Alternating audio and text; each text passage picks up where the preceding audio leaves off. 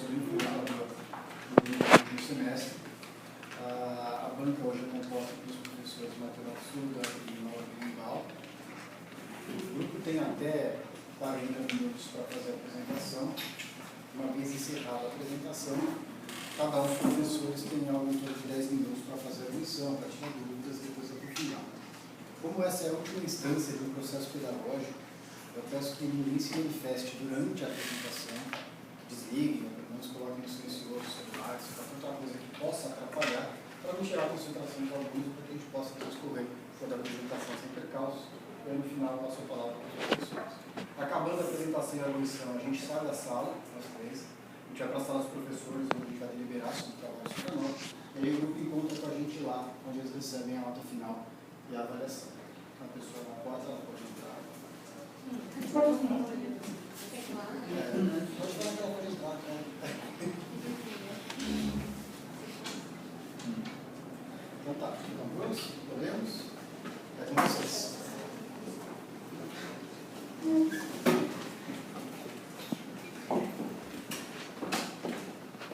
Olá, boa noite a todo mundo. Eu sou a Michelle, esse é o meu grupo. E a gente vai começar contando para vocês um pouquinho sobre uma história que vocês conhecem muito, que é a Turma da Mônica.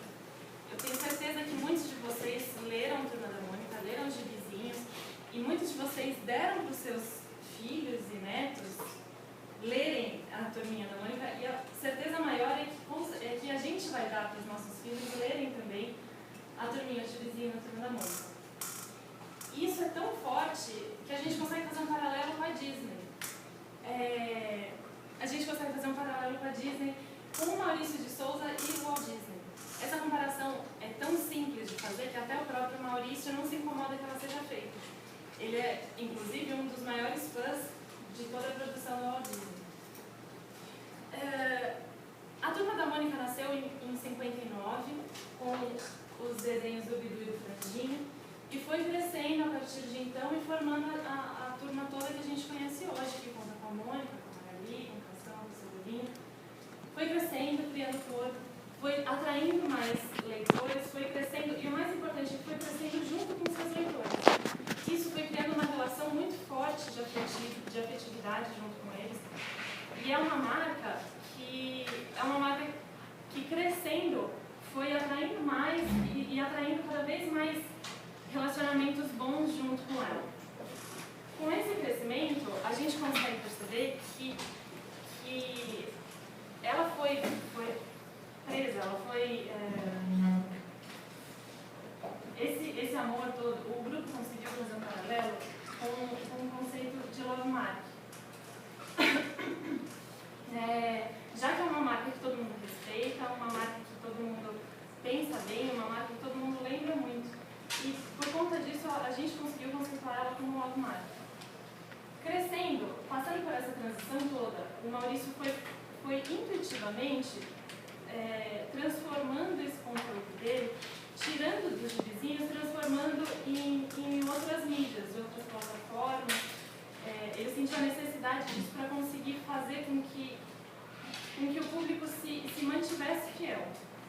Não pautado em nenhuma teoria, ele simplesmente fez intuitivamente, o que fez com que o nosso grupo também conseguisse traçar o paralelo com um dos conceitos do autor Jenkins, que citou no livro Cultura da Convergência dele, que uma marca, para se fazer crescer, para se fazer bem vista, ela precisava se adaptar ao meio que os seus leitores, que o seu público estaria, que o seu target estaria. E isso o Maurício fez muito bem. Nesse caminho todo, o Maurício conseguiu fazer com que surgissem os teatros, surgissem suas peças. A principal, e a primeira dela dele foi em 78, foi o Romeu e Julieta, Mãe do Cebolinha no Romeu e Julieta. Depois surgiu o Parque. E quando o Parque fechou, Maurício e suas produções sentiu uma necessidade muito grande de cultivar esse seu público que gostava tanto desse contato com a turminha. Então ele percebeu que precisava disso, era uma demanda de mercado. Foi aí que surgiu um departamento dentro da Maurício de Souza Produções chamado Entretenimônica. E esse trabalho se trata exatamente sobre a evolução desse departamento dentro da Maurício de Souza Produções, que é, hoje em dia, chamada de Maurício de Souza ao Vivo. Ela é responsável por toda a comercialização e toda a produção do conteúdo de experiências ao vivo com a turminha.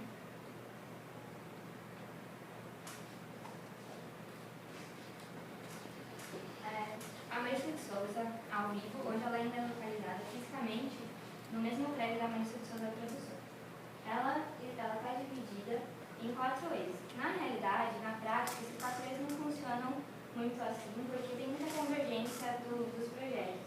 Mas ainda assim que eles se apresentam. Então, espetáculos são peças teatrais, chamadas no mercado de live action. Educação e cultura são todos os formatos com cunho educacional.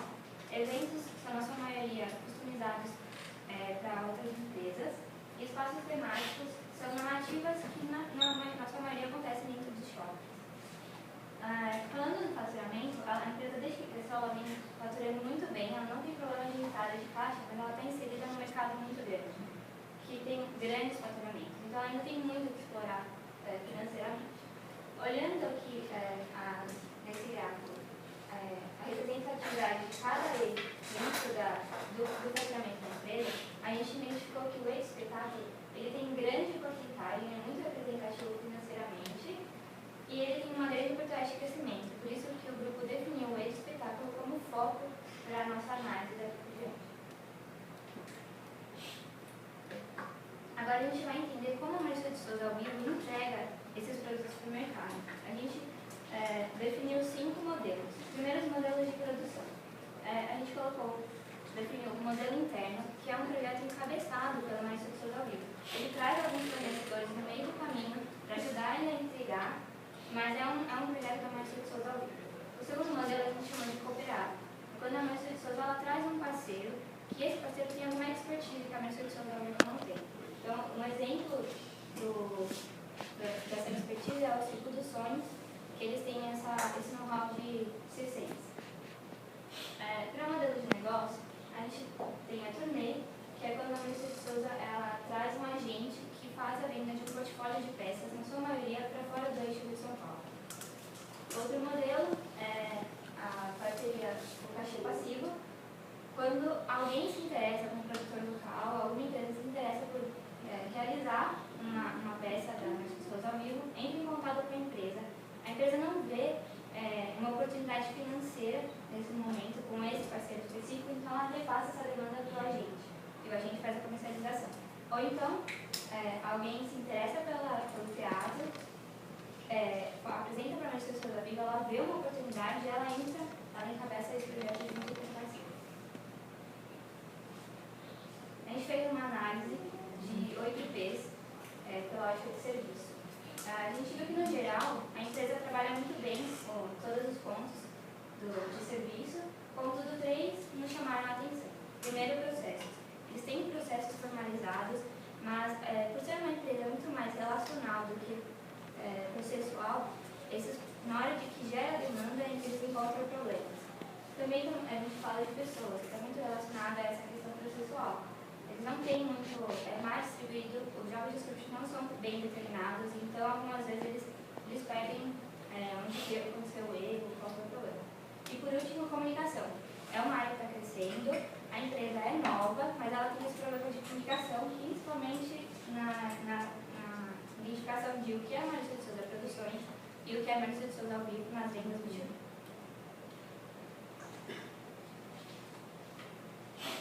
Bom, agora a gente vai falar um pouquinho do setor de entretenimento no Brasil. E aí, analisando o setor de entretenimento no Brasil, percebemos que a maior parte da contribuição será do Sudeste, na sequência do Sul e Nordeste. E ao fazer um paralelo para a Maurício de Souza ao Vivo, a gente percebe que eles estão se desenvolvendo da mesma forma. Então, hoje, os esportes também estão concentrados no Sudeste. Então, agora, sabendo que esse setor está crescendo, então está numa crescente exponencial, a gente vai explicar melhor o fluxo. Então, aqui a gente tem os concorrentes, e para que esses players possam funcionar, eles precisam das produtoras, que são as responsáveis por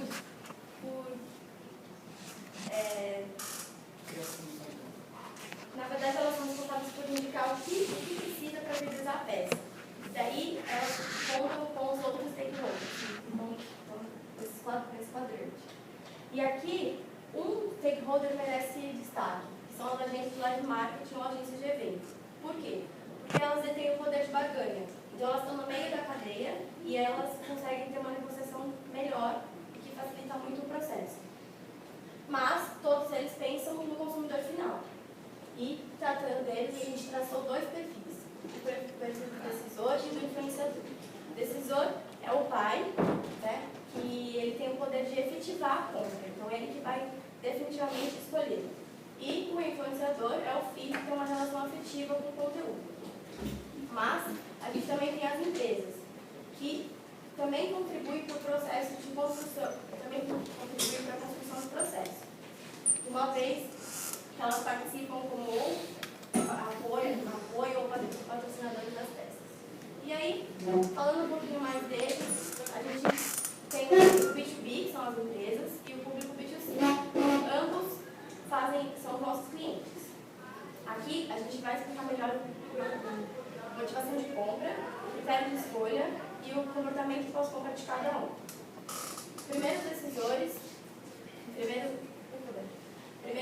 a gente entende que como motivação de compra é a relação que o personagem também tem com ele, o conteúdo. Então, todo o histórico, ele tem que, de uma forma, estimular o pai também, não adianta só estimular o filho. O critério de escolha, ele está mais relacionado com o filho, porque o pai vai optar por comprar uma peça, ir até a peça, analisando o que o filho quer. Então, o critério de escolha dele vai estar pautado na decisão do filho. O comportamento pós-compra vai usar duas perspectivas. A primeira é em relação ao portfólio dos espetáculos. Ele não vai querer pagar a mesma coisa para assistir alguma coisa que ele já viu, então ele vai querer pagar novamente. E a segunda é o teor do conteúdo. Então a gente fez uma pesquisa com os pais, com as crianças também, e nessa pesquisa a gente identificou que os pais acreditam que o conteúdo ele precisa ter um cunho mais educacional. Então, nesse ponto, a gente sabe que a editora ao vivo se destaca bem, ela consegue promover, né, proporcionar isso.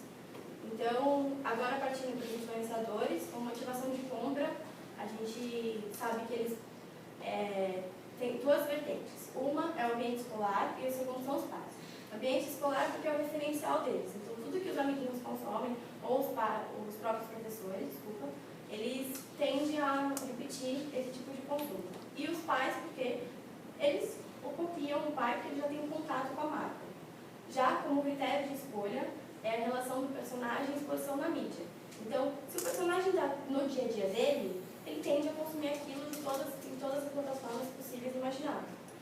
E como comportamento pós-compra, a gente tem uma curiosidade do perfil, que eles costumam repetir o tipo de entretenimento, seja o videogame. E nesse caso, para o espetáculo, o que acontece é que eles esperam um final diferente para o mesmo espetáculo. Então, a tendência deles irem novamente, querer ir até o espetáculo, é grande. Só que também, pelo outro lado, eles têm um consumo muito imediatista. Então, muda muito rápido, o que torna um ponto a ser pensado melhor. Pelas empresas, a gente entende que motivação de compra se dá pelo público final. Então, ela vai querer comprar o espetáculo se fizer sentido para o público final. Como critério de escolha, ela vai considerar a relação de preço versus qualidade. Então, ela vai querer pagar pensando na qualidade que o serviço. Só que essa qualidade está diretamente relacionada com o esforço que ela vai ter que desprender para trazer o consumidor para o espetáculo.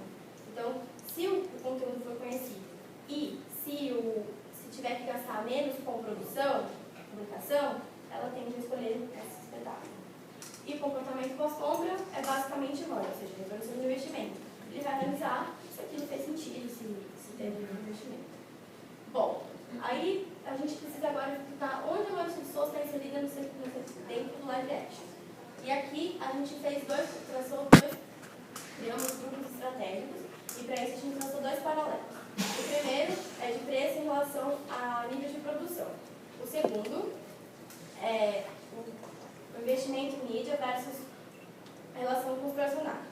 Então, a gente chegou em 3 grupos estratégicos. Primeiro, produções independentes. Segundo, produções de carona. E o terceiro, grandes produções. No produções independentes, a gente, são produções que costumam utilizar um conteúdo de domínio público, por isso praticam um preço mais baixo e a produção também é mais baixa.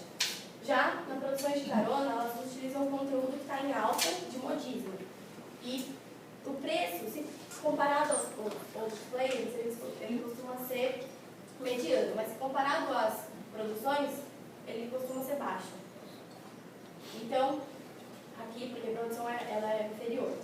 E aí aqui vale um exemplo. Então, a gente tem a galinha pintadinha, que a gente mostrou lá na outra slide, que ela é produzida pela Ciranda Trupe Produções e realizada pela Geo Eventos. Na produção de carona, a gente encontra várias peças que usam o mesmo cunho. Então, a gente tem galinha pintadinha e o galo carijó, tem galinha pintadinha mais uma galinha, tem galinha grudinha e galinha pintadinha, que estão dentro da produção de carona.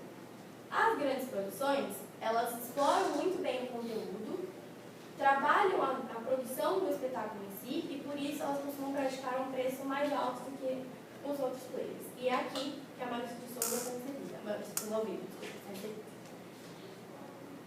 Então, até agora a gente fez uma análise mais de microambiente, uma análise mais interna, e a partir de agora a gente vai ver a empresa inserida dentro de um contexto muito maior. Então, para a análise de macroambiente, nós selecionamos 5 cenários que nós julgamos influenciarem de alguma forma a atuação da empresa e até o próprio negócio. Então, o cenário econômico, nós sabemos que o Brasil está passando por um momento muito positivo, de grandes investimentos, principalmente investimentos estrangeiros, e isso tem ajudado muito o crescimento do mercado de entretenimento. E a gente consegue fazer uma relação com o mercado cultural. Nos últimos anos para cá, a quantidade, principalmente de artes musicais internacionais que tem vindo no Brasil é muito grande. Tem grandes produções conhecidas e são produções muito caras que exigem muito dinheiro. E para isso, a gente tem necessidade de um incentivo, que seria o cenário político legal, que são leis que estão sendo cada vez mais reformuladas para conseguir atender esse mercado e cada vez mais ter produções muito melhores. No cenário demográfico, a gente consegue evidenciar o crescimento da classe C, que é um público muito importante para o consumo do nosso serviço. É um grupo que cresce muito cada vez mais. Para o tecnológico, nós dividimos ele em 2 partes. Ele é positivo, por um lado, porque esse crescimento tecnológico tem trazido muitos benefícios, desde facilidade de compra de ingresso, hoje, principalmente em grandes polos, onde teatros costumam ser mais frequentes, é muito mais fácil você comprar ingresso por internet, até mesmo o acesso à informação, você ir atrás de um site ou procurar onde você consegue comprar os ingressos, que peças estão sendo exibidas, ou qual é o conteúdo dessas peças. E por outro lado, o ambiente tecnológico também pode ser visto como uma alternativa de lazer, principalmente para o público infantil. Então, temos jogos de computador, jogos de videogame, até televisão, os gadgets como iPad, celulares, que também são aparelhos que costumam atrair a atenção do público infantil e, em muitos casos, podem servir como uma alternativa, como um final de semana, um momento de lazer. Então, para fechar todos os ambientes que a gente falou, nós fizemos um diagnóstico pela matriz SWOT e, de uma forma geral, a gente pode ver que a empresa está muito bem inserida no contexto, porque ela tem muitos pontos positivos, muitos pontos fortes que ela consegue trabalhar e potencializar essas oportunidades e ela consegue bloquear suas ameaças. E ela tem recursos e tem força para conseguir explorar tudo que esse ambiente consegue trazer para ela. Diante desse cenário positivo, a gente vai entrar agora no nosso plano de marketing. A gente determinou um aumento de 63% no faturamento anual da empresa. Para que a gente chegue nesse objetivo, a gente definiu 3 estratégias com seus pilares das nossas metas. Primeiro, a gente definiu uma visão macro, a estratégia genérica de diferenciação. A empresa ela compete por grandes participações, ela consegue entregar um produto de oferta de valor. A gente vai usar as diretrizes de Porter para mostrar quais são os diferenciais, as forças, deixar claro porque é válido fazer parceria com a Comércio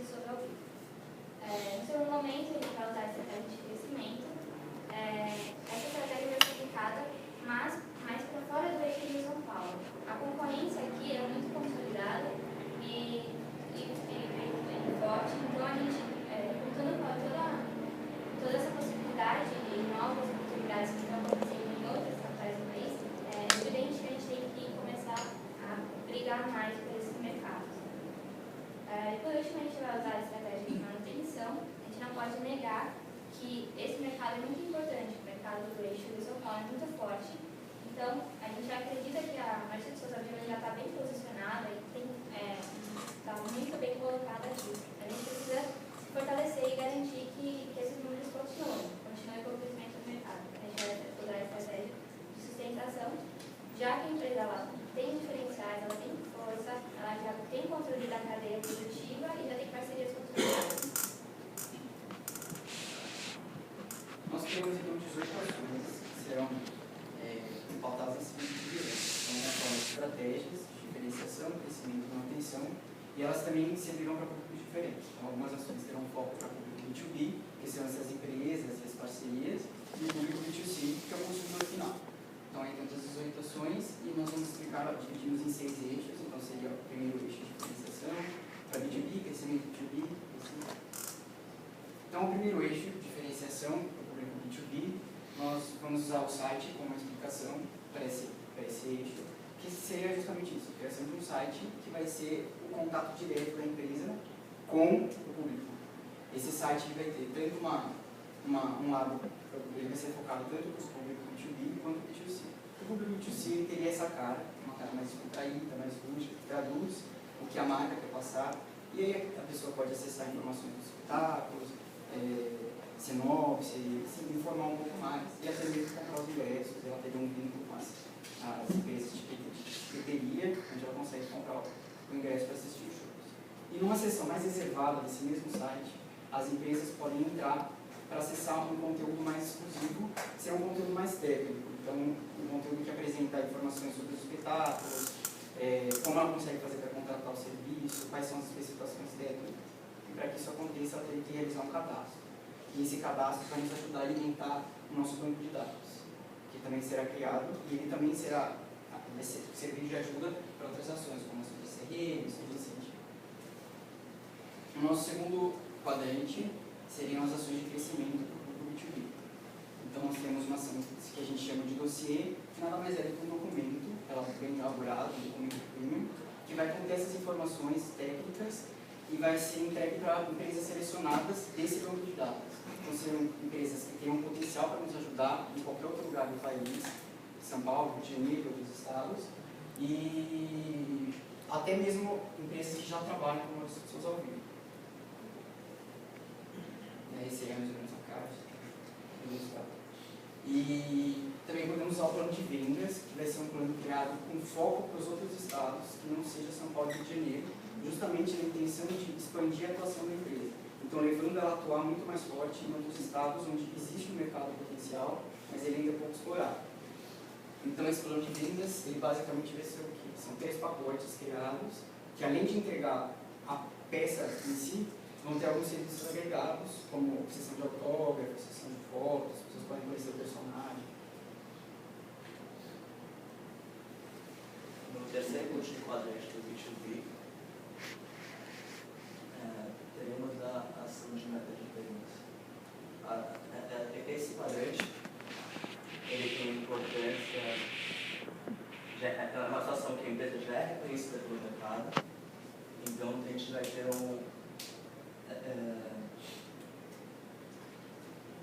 a gente vai desenvolver mais para ter o conhecimento adequado. Então, ele tem que fazer a gente tem que se organizar internamente para mensurar e potencializar nossas live actions. Com isso, temos uma que ilustra bem, que é a meta de vendas. Só para passar isso para ilustrar. Na meta de vendas deve ser um planejamento anual que vamos fazer um mês de testes estabelecidos para venda dos espetáculos. Com isso, a gente vai conseguir. Essa meta de vendas, na verdade, ela tem a intenção mesmo de focar no público de São Paulo, que é um público onde a empresa tem um maior controle, justamente para ela estar presente aqui. Então, ela, no caso, ela consegue ter um contato mais direto com essas empresas. Então, ela é praticamente o plano de vendas, só que de uma outra forma. Ela também vão ter, seriam 3 metas, que seriam cotas de vendas, que as empresas poderiam comprar nessa peça, elas fechariam essa cota de patrocínio e ajudariam na produção dessas peças. elas têm a função de a gente conseguir alcançar, junto com o plano de operações, de a gente conseguir o dinheiro para fazer as ações, para o plano se autossustentar. E o benefício que essas empresas teriam seria a visibilidade de ajudar uma marca que tem uma força muito grande. Normalmente, empresas que costumam comprar são empresas que não conseguem oferecer o conteúdo ao consumidor final, o conteúdo de bem de consumo, ou se não, instituições financeiras, que elas têm essa carência, então elas optam por comprar esse tipo de serviço para suprir. Agora a gente vai para a parte lá que vai envolver o público final. No público final, a gente tira o problema da empresa ser reconhecida, a gente vai para a marca. Por que para a marca? Porque a gente precisa que eles conheçam as nossas produções e que eles se interessam e escolham a nossa. Com isso, a gente precisa de inovação e diferenciação. E chegamos na ação da Câmara da Turminha. O que é, para vocês entenderem? Vai ser realizada dentro do festival da Turma da Mônica, no próximo ano. E com isso vai ter várias câmeras que vão tirar fotos e vão conseguir criar um plano de 180 graus a uma foto. Com isso, na mesma hora tem uma mecânica que você consegue já postar no Facebook do participante. E com isso gerar uma lembrança boa da marca. E tem outra ação também nesse mesmo campo, que seria a lojinha da Mônica Show. Seria um ponto de venda físico, customizado da Turma da Mônica, onde seria possível encontrar no final dos shows, durante o espetáculo, em sua estrutura. E teriam souvenirs personalizados, customizados com as peças. Seria um diferencial e uma boa memória dessa experiência.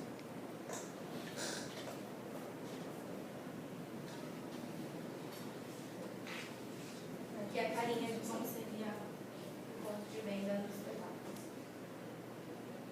Agora a gente entra no nosso quinto quadrante, ainda para o público consumidor final, onde a gente sugere, onde a gente vai fazer, na verdade, uma ação dentro de shoppings bem movimentados, de cabines fotográficas. A gente chama essa ação de Instamônica. Essas cabines fotográficas, a partir do momento que o grupo entra nessas cabines, tiram suas fotos, elas são impressas na hora e são desenhadas com os traços da turminha. Então elas já saem impressas com esses traços da turminha. E na borda dessas fotos vão também sair informações sobre as peças que estão sendo agora atuadas na cidade. E claro, agora a gente vai também distribuir folders explicativos para esse mesmo público, falando sobre a peça, dando informações de plano, local.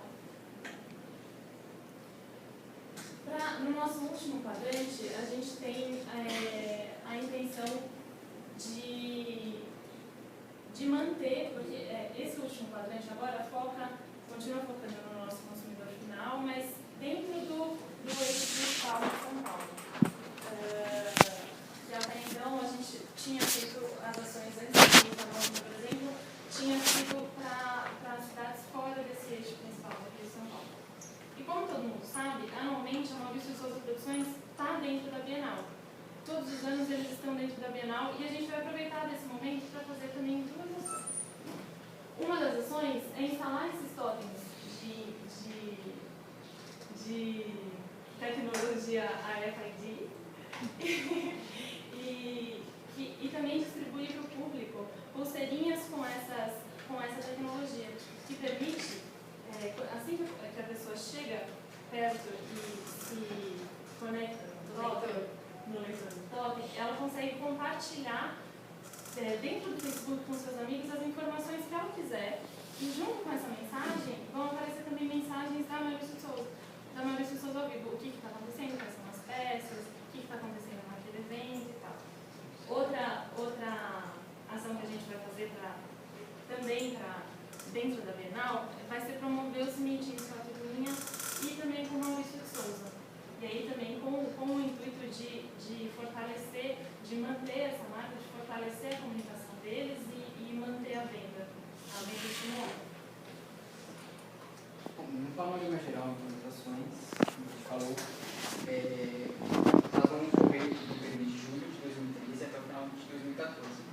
Então, primeiramente, seria no segundo semestre desse ano, a gente diz que são ações mais de levantamento e preparação, que são ações onde a gente vai conseguir levantar recursos para que o plano de ação seja efetivado. Então, a gente tem, de início, o Festival 2013, que vai acontecer em colaboração com a Empresa da Mônica, e a partir disso, que seria o start do plano de ações, nós teremos a criação do banco de dados, o site, o dossiê, a captação de patrocínio, meta de vendas, plano de vendas e ações de incentivo e CRM. Depois disso, a partir de 2014, a gente começa com as ações mais focadas no B2C e continuamos com as ações de B2B, uma vez que o plano de vendas e meta de vendas ele vai durar o ano inteiro, pois são peças, como a gente falou, são peças estabelecidas em determinados períodos. Então, elas vão acontecer durante todo o ano em locais diferentes. Então, no grupo do B2C, a gente intercalou as ações para a gente conseguisse, em todo momento, deixar presente, principalmente em meses que a demanda é maior, como férias e algumas datas comemorativas que a marca consegue explorar, para que essa lembrança da marca seja mais forte. E até aproveitando os momentos dos espetáculos que estão acontecendo.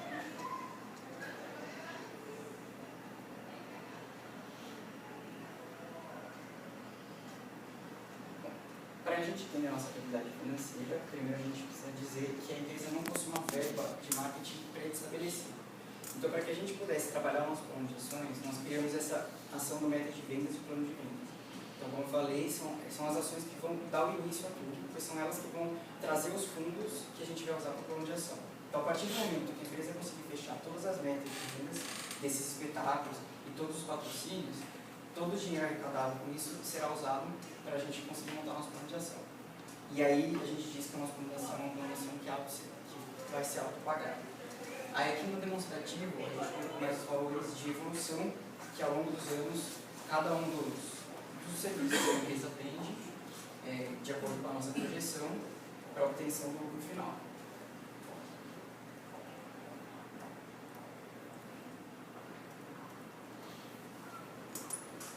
E é isso, esse é nosso trabalho. Eu quero agradecer muito a todos vocês que vieram. A gente sabe que é difícil, sexta-feira e tal. A gente quer muito agradecer, desculpa.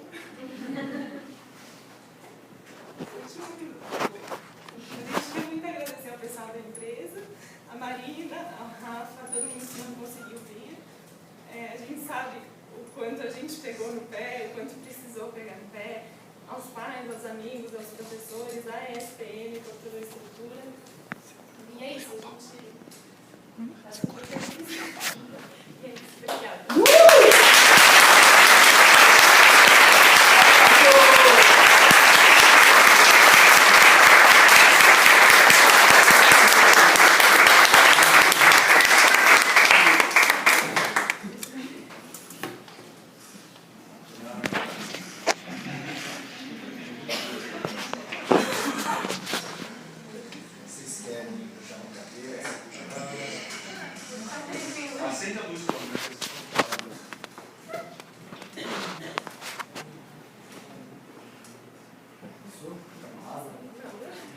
Já acabou.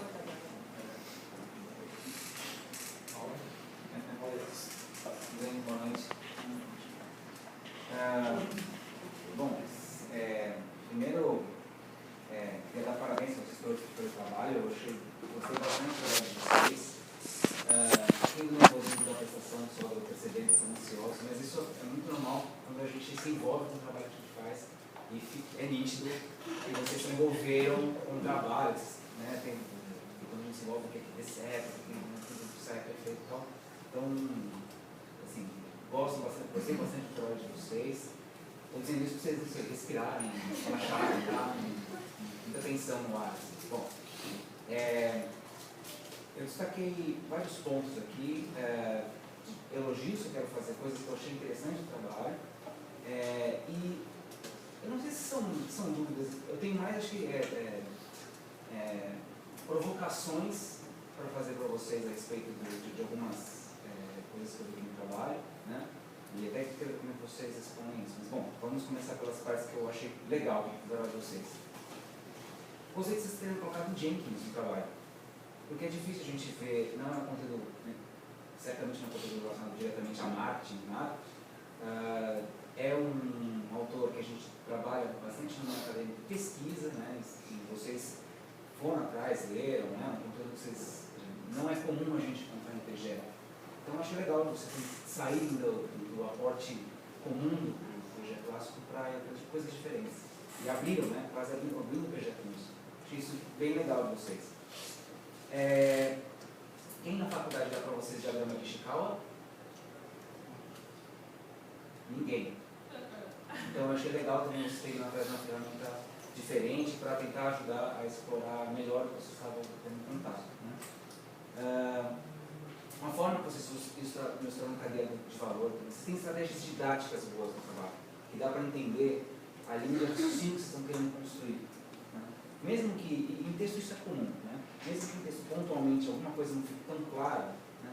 Os diagramas, a forma que vocês ilustram o trabalho, a forma que vocês constroem, eu acho que vocês conseguem esclarecer bastante coisa.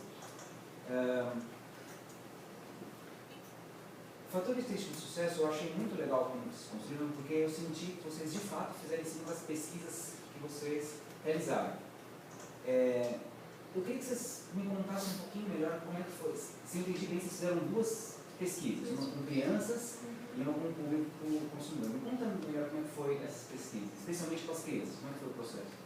A diferença a gente fez um focus group, a gente pegou uma escola. Com as crianças. Exatamente.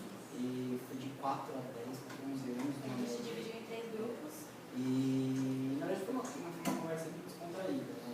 Foi mesmo para tentar entender o que representava para eles a turma da Mônica, qual era a relação, tipo, qual personagem você gostava mais, o que você falasse, quem você olha para o seu amigo, quem você fala que ele é. A gente tem até no trabalho, tipo, vocês viram, tem uns desenhos que a gente fez para eles criarem. Então foi uma conversa bem mais assim, para entender mesmo o que significa para eles o universo da turma da Mônica. Eles entenderam o quê? Então, e a gente gravou também, né? A gente fala que a gente gravou e depois a gente analisou com base nisso também. E aí, o que foi engraçado, foi uma surpresa pra gente, é que eles conhecem, sim, sabem, só que o contato é um pouco mais... O contato dos pais é maior do que dos filhos. Então, a influência dos pais é muito grande nesse momento. Porque o dízimo, então eles falam muito daquilo que está na época. Então, quando a gente foi, eles estavam falando, nossa, não nem lembrar de quais eram os desenhos. A galinha, a gente teve ideias para comentar desse livro, tentando Da nossa sessão de velho, né? Mas o que a gente entende que o maior contato que eles tiveram era através do Cartoon Network, dos desenhinhos da televisão. Mas eles têm uma relação afetiva. Então, eles desenhando como Mônica, a carinha deles era uma purpurinha, assim. Então, eles tinham realmente uma identificação. Nossa, não tendenciosa na realidade. Mas assim, eles têm um conhecimento muito grande do que significa, do que representa a turma da Mônica.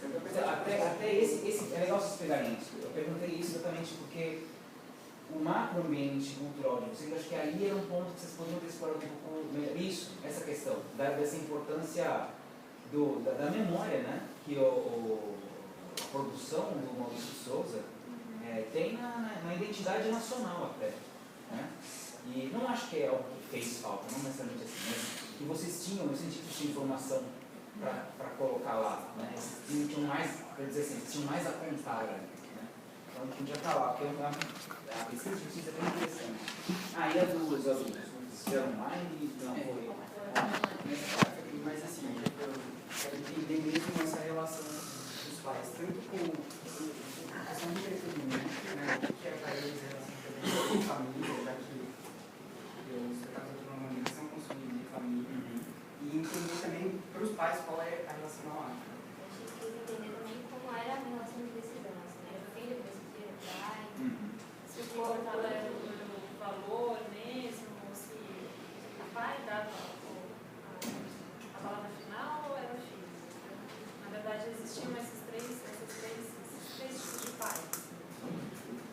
A gente até exagerando um pouco é aquele que cede demais, aquele que às vezes faz, às vezes não, e o que não, impõe, não, vamos assistir Galinha Picadinha hoje que já foi. E a gente percebeu muito também que eles não se importam e de novo, que nem a gente falou durante o trabalho, então eles não se importam em repetir. Então, desde que o filho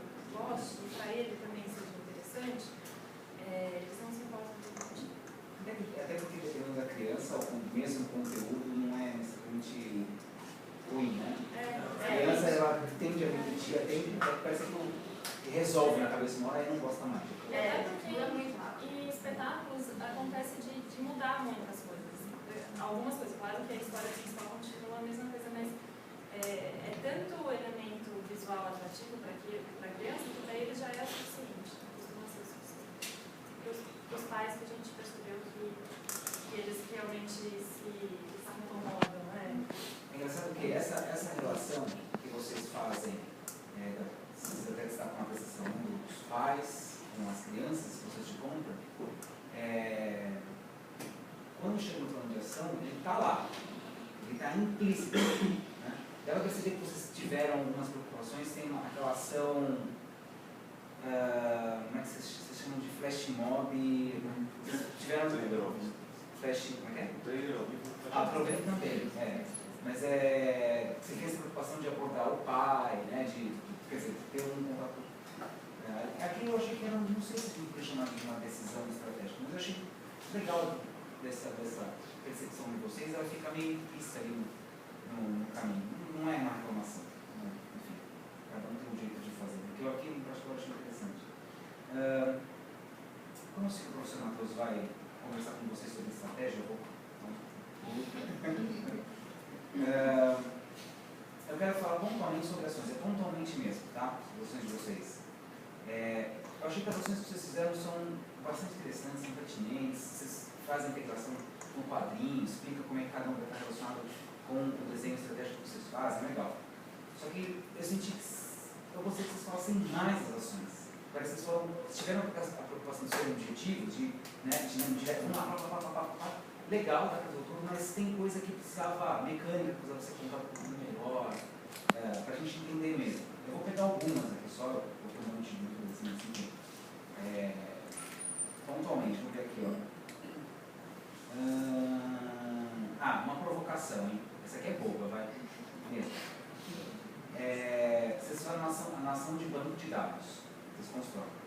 Aí eu coloquei aqui, basta o banco de dados para que todos os problemas administrativos da empresa estejam resolvidos? Não, por isso que a gente colocou a recomendação no final, no sentido de ser uma pessoa pensando só nisso. Eu vi que a recomendação no final foi uma saída estratégica de vocês, assim, que está certo, né? De você entrar em área que é do RH, que é da administração, que não pertence, né? Mas enfim, foi só para testar.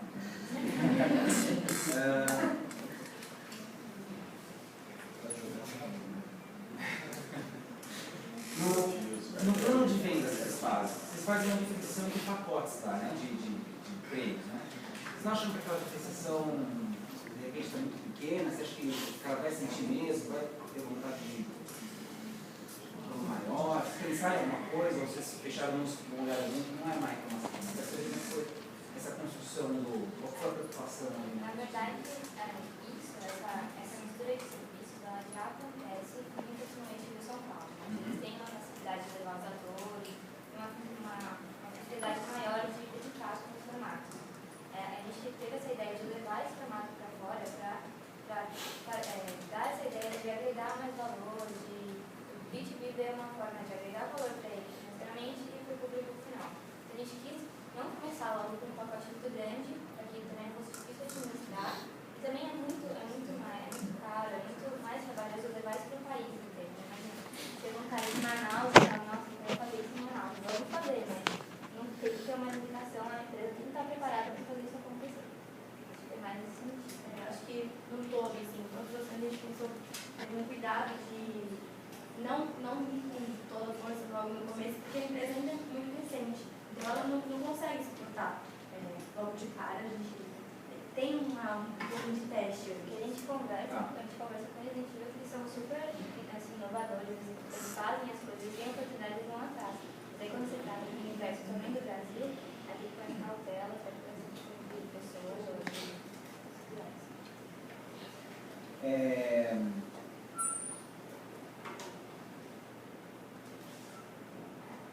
Flash mob. Eu entendi a ação. Vocês fazem do Pocket Show. Vocês até dão um nome do meio de Pocket Show. Mas Flash mob mesmo é outra coisa, né? Ou não?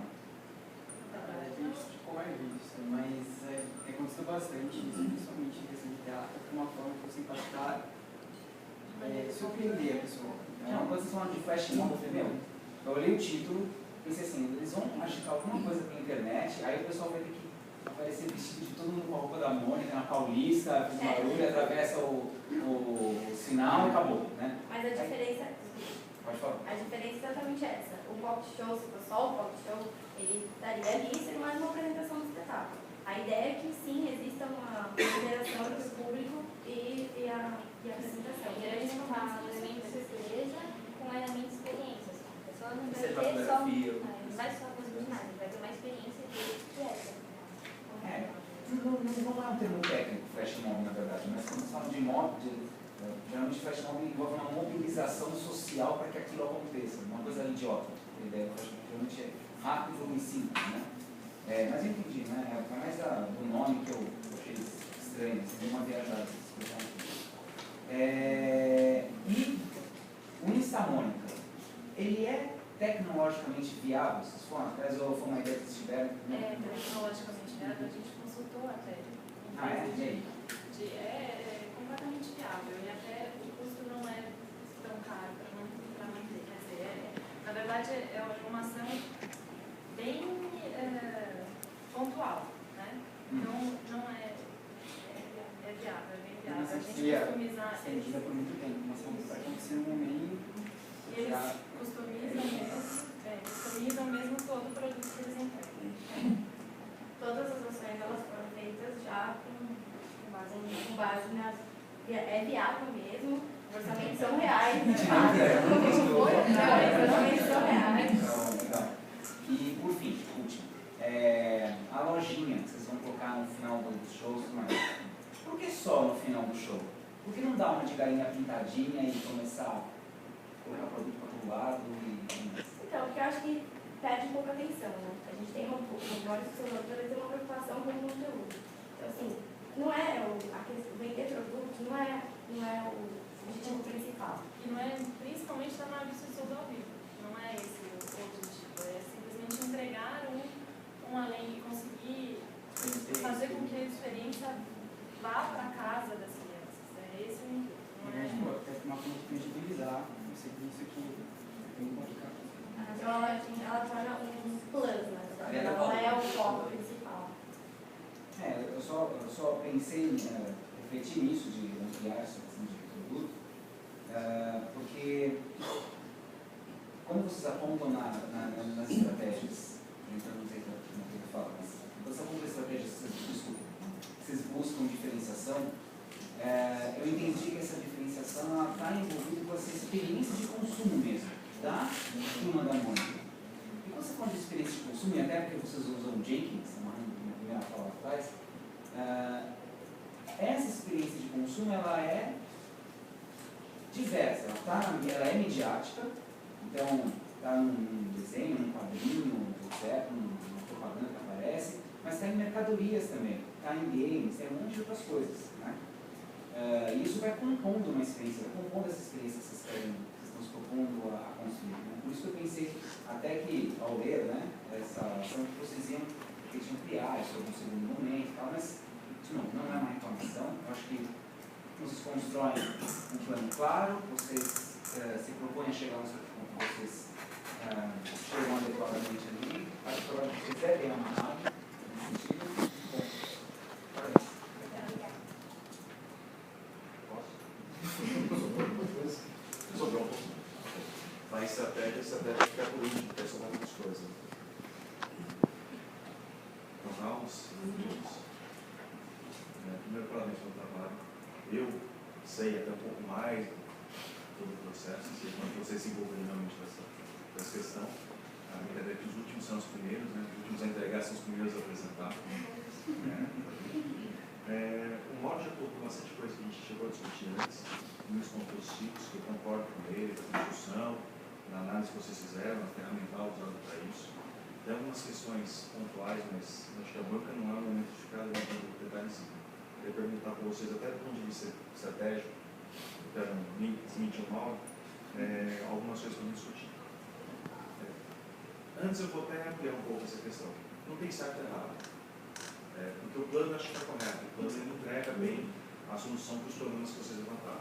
Até mesmo naquela recomendação final lá para a parte estrutural, que se vocês entrassem muito naquilo, ia ser um TCC, ia ser a administração.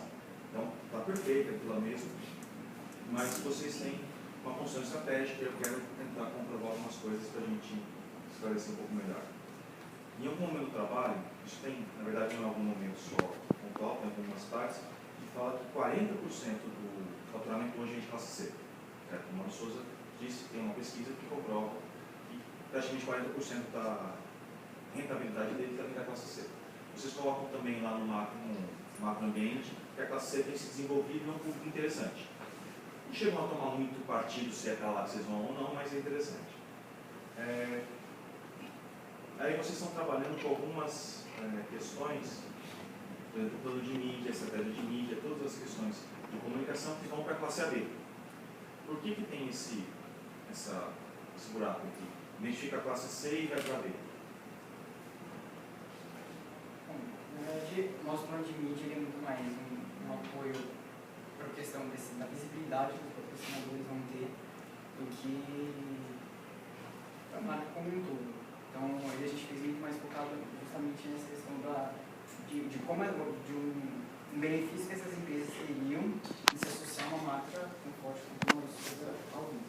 Mas ela é uma marca também que eles não fazem distinção entre um público ou outro. Pelo contrário, eu tento atingir todo mundo e não existe nenhum ponto em falar uma marca muito mais para o público tal, tanto pelo preço quanto pelo conteúdo apresentado. Então, na verdade, nossas ações, elas estão bem distribuídas, eu consigo dizer assim.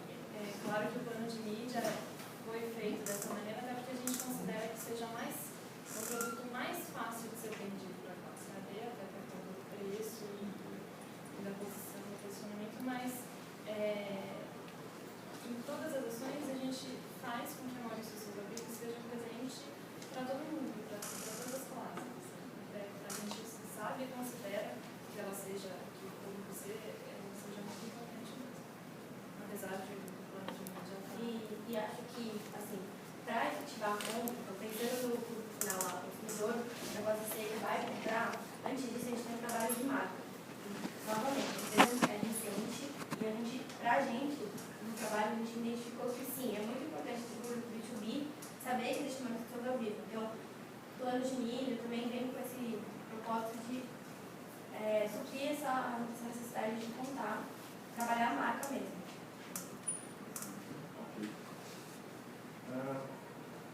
CRM. Vou voltar para CRM é uma ação. Até pela formatação dele nesse primeiro momento, não deveria ser mais estratégico do que mais operacional? Não entendi, na verdade. CRM ele tem uma configuração que ele não deve ser, vocês tiveram umas matérias mais para isso, até as databases da vida, ele tem uma configuração estratégica, um raciocínio estratégico por trás que vai direcionar toda a construção, desde banco de dados, ciclo de relacionamentos, uma série de coisas. Você acaba fazendo só a parte da operação. Da parte estratégica eu senti um pouco mais falta. Não, eu consigo entender qual é a estratégia, mas a pontuação da estratégia deve ser mais interessante. Na verdade, a ação do CRM está mais como um momento posterior.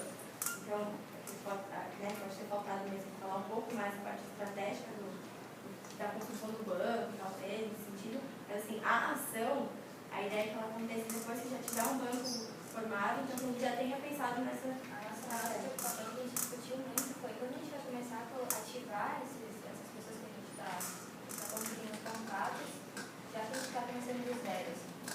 A gente começa num site do zero. Então, vai ser o nosso primeiro momento realmente indo de forma profissional assim, num banco de dados. Então, acho que é muito essa discussão. O primeiro momento é conseguir base, conseguir encher aquele banco de dados. E aí acho que é por isso que talvez a gente atrasar um pouco e iniciar. Mais algumas questões aqui eu faço com os comentários gerais. Acho que essa principal a gente até discutiu com nós, mas a diferenciação, tanto do ponto de vista estratégico, vocês colocam na diferenciação. É uma diferenciação que já ocorre hoje, a empresa já trabalha com essa diferenciação, já não é uma diferenciação só que vem a partir do plano, já tem hoje em função da ligação que existe entre o conteúdo que a maioria dos seus conteúdos tem, como é que esse conteúdo está sendo desdobrado para o vivo. Vocês têm até algumas sessões que demoram um pouco mais isso, mas eu vejo que ela acabou sendo apoiada até mais na comunicação. Vocês têm até lá na estratégia de comunicação para deixar isso claro. Eu queria que vocês me explicassem um pouco melhor como é que vocês acham que a comunicação vai ser responsável por gerar diferenciação. A gente vê muito a diferenciação estrategicamente ao posicionar a mais pessoas ao vivo. Então, a gente entendeu que os nossos clientes, eles têm que ver, a gente é a turma da Mônica, eles têm que ver a importância e tudo que a gente está dando de benefício para eles. A gente vê na comunicação muito se colocar, assim, do B2B. Se colocar, a gente chama mais pessoas ao vivo, a gente olha o poder da marca, olha quantos anos tem essa marca, olha tudo que a gente pode entregar para vocês. Então, é essa questão de se posicionar, na hora de ter o contato com o cara, de trazer essa posição. E aí, acho que isso vem desde de uma reunião que se tenha com o B2B até como vai estar isso colocado no site, como fazer um relacionamento profissional. Então, a comunicação é tentar se posicionar. Ok. Mas, você sempre complementa muito. Bom, perguntas eram mais isso, claro, tem algumas coisas pontuais, mas não é um momento não. Todo trabalho de comunicação ele tem essa vertente. A gente tem opiniões que podem ser diferentes e tem várias teorias que podem ser aplicadas. Por isso que a gente faz algumas questões, até para verificar qual que é a pertinência de vocês na resposta sobre a teoria específica. Então não tem certo e errado, tá? Vamos ficar tranquilos, vocês estudem.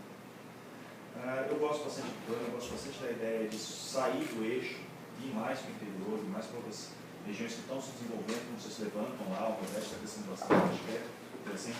Eu sei que tem um custo para isso, esse custo é impeditivo no primeiro momento para sair muito do interior, mas é onde vocês conseguem talvez ter um diferencial maior. Porque aqui em São Paulo concorrer com um Rei Leão da vida, uma coisa que esteja lá no Teatro Abril, mas não mudou de nome. Então, é mais difícil, eu concordo. Então, acho que essa saída para novos mercados é bem interessante, as ações são pertinentes, tem uma construção, uma lógica interessante. É claro, concordo com o Mauro, às vezes a gente fica na ansiedade de ver mais informação sobre a ação para entender um pouco melhor e ver como é que ela realmente atenderia todos os problemas. Mas eu vejo que vocês identificaram uma série de questões a serem trabalhadas, vou dizer nem que são problemas da empresa, mas questões a serem trabalhadas e tentar atender o máximo possível. Porque às vezes no plano a gente, quando faz muita coisa, a gente vai ter que ser mais raso mesmo para poder ficar mais efetivo. Acho que eu completei tudo que eu tinha colocado aqui. Parabéns. Obrigado a vocês pelas respostas. Isso, meus caros, parabéns. É que os últimos dias